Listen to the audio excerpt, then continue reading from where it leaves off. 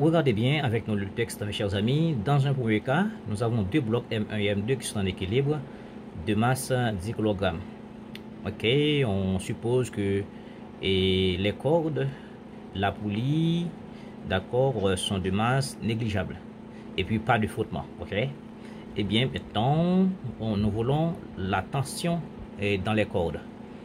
Eh bien, étant donné que les deux masses sont identiques, les blocs sont en équilibre, pas de déplacement, eh bien, d'abord, juste avant de déterminer la tension des cordes, il faut faire un DCL pour chaque bloc. Si nous prenons le bloc 1, il va avoir son poids P1. Ensuite, il va y avoir une résistance qui est la tension dans la corde T. De même pour le bloc M2, alors bloc 2, d'accord, il va y avoir également son poids P2 qui se dirige vers le bas et la tension dans la corde qui va résister, ça va faire T.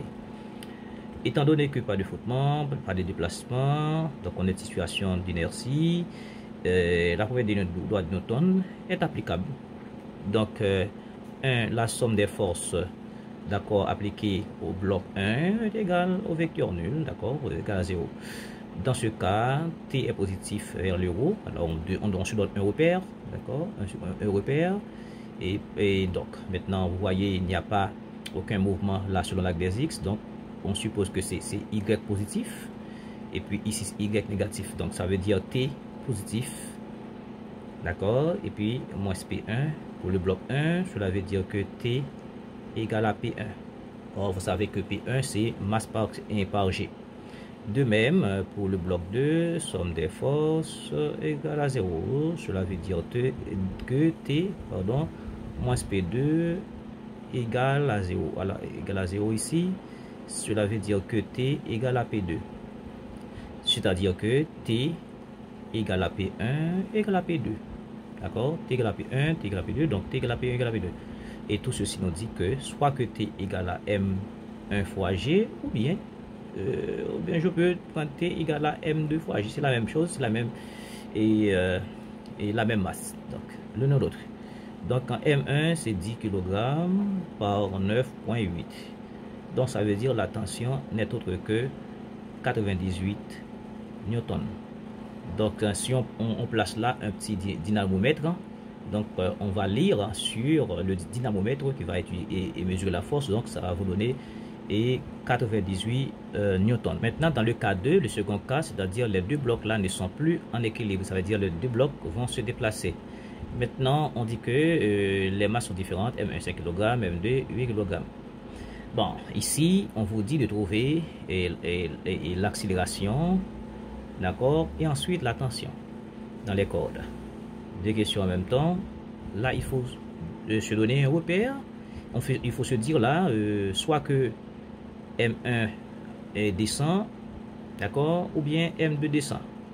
L'un ou l'autre. Si M2 descend, bien entendu, normalement, puisque M2 est 8 kg, il est plus lourd, plus pesant, donc on va supposer que M2 descend. Donc, si M2 descend, donc M1 va monter. Maintenant, comme tout à l'heure, on va libérer les deux blocs. On va faire un DCL. Ici, et ça c'est M2. D'abord, si M2 descend, donc on doit faire un repère. Le repère ici, bon, il n'y a pas aucune chose fait dans l'axe des X. Si ça c'est Y, eh bien M2 descend. Donc, ici, qui va être compté comme positif maintenant. Attention. Le sens positif, c'est ici maintenant. Et puis ici, ça va être compté comme Y négatif. Pour M2. D'accord? Ça, c'est le repère de M2. Et du côté de M1, quel repère va-t-on avoir? Puisque maintenant, M2 descend positivement. D'accord? Il va y avoir une tension qui résiste. Eh bien, M1 va monter. Eh bien, maintenant, nous allons avoir un repère pour Y. Ici, ça va considérer comme Y positif. Et ici, comme Y négatif. Eh bien, pas de souci. Eh bien, là encore, nous avons le poids P1, le poids P2.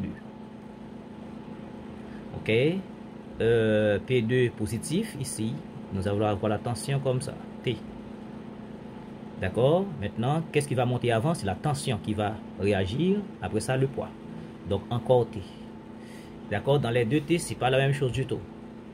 Ok? Ici c'est T positif. Ici c'est T négatif. Ok?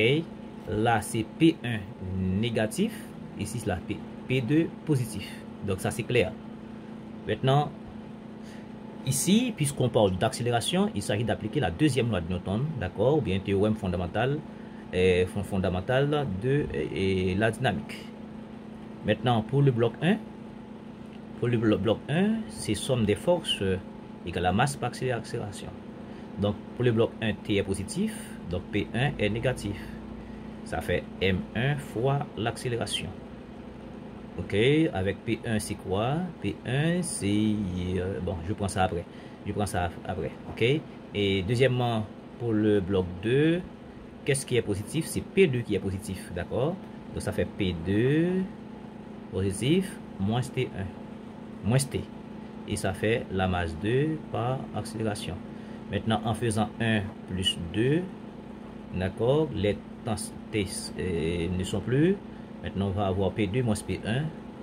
P2 moins P1 égale à M1 plus M2 fois accélération. Dans ce cas, mes chers amis, l'accélération va être égale à P2 moins P1 sur M1 plus M2. Donc P2 c'est quoi? C'est masse 2 fois G. Ok. P1 c'est masse 1 fois G. Et le tout sur M1 plus M2, tout ceci nous donne M2, d'accord, moins M1 sur M1 plus M2, d'accord, et le tout ça au numérateur fois G, et ça vous donne A, l'accélération, ok. Donc l'accélération ici, A va être égal à M2 qui était 8 moins 5 fois 9,8 et le tout sur, d'accord, 8 plus 5. Ok, ici ça fait 3 par 9,8, ça fait 29,4. 8 plus 5, 13. Et tout ceci vous donne 2,26 mètres par seconde carré. Voici donc l'accélération, d'accord, des blocs. Maintenant, il nous reste à trouver la tension. Donc, on peut utiliser n'importe quelle des équations ici, soit ça ou ça, ok. Maintenant, je peux utiliser l'équation 1, d'accord, dans 1, on a, donc la tension va être égale à M1 et fois A plus P1, ok, T va être égal à M1A plus, d'accord, M1 fois G. Voilà, donc du coup, rapidement, je peux factoriser par M1 facteur de A plus G. Donc T égale M1 c'est quoi? M1 c'est 5 kg par A 2,26 plus 9,8 et tout ceci vous donne 2,26 plus 9,8 ça fait 12,06 et le tout fois 5 ça vous donne 60,3. Donc 60,3 newton. Ok, maintenant si on utilise la seconde équation, à savoir cette équation là, on doit trouver la même tension, d'accord. Si on utilise cette relation, on va trouver la même tension. Je vous donne le soin de faire, vous allez transposer T ici, transposer ça ici, vous allez trouver T, ça vous doit donner 60,3.